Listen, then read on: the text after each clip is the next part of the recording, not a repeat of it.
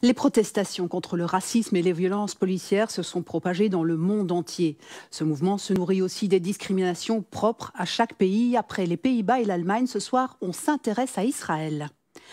Là-bas, des Palestiniens sont descendus dans la rue, faisant le parallèle entre la mort de George Floyd et celle d'un jeune arabe tué par des gardes-frontières israéliens.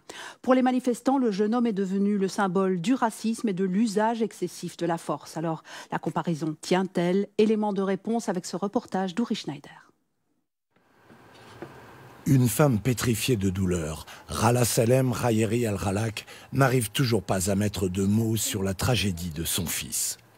Le 30 mai, elle a envoyé Eyad à l'école. Comme tous les matins, il traverse à pied la vieille ville de Jérusalem. Eyad est passé devant les policiers israéliens, puis a franchi la porte des Lions. Eyad était atteint d'autisme, précise l'activiste Nawal Shtai. Il n'a pas compris ce que lui voulaient les policiers qui, le croyant armé, lui ont demandé de ne plus bouger. Eyad s'est mis à crier, mais ils ne l'ont pas écouté. Ils l'ont poursuivi dans cette petite cour et ils l'ont tué. Est-ce que c'est aussi simple de tuer quelqu'un?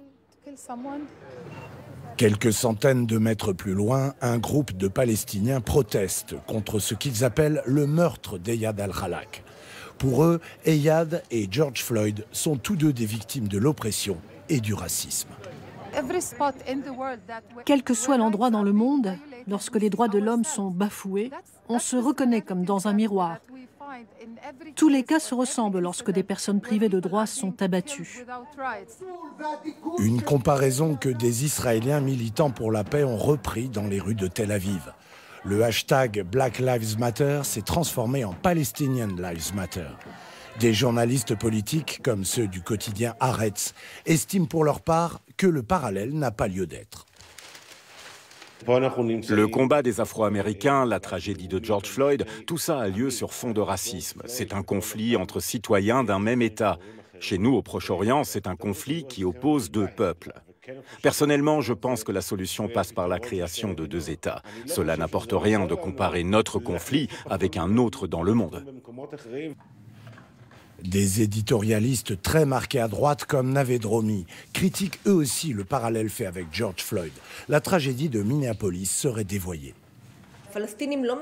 Les Palestiniens sont incapables d'incarner leur lutte. Ils sont obligés d'aller chercher une identité d'emprunt. Je considère que leur combat n'a rien d'authentique. Leur objectif n'est pas l'indépendance, mais la destruction d'Israël. Ils s'identifient à d'autres mouvements à travers le monde pour se donner une légitimité.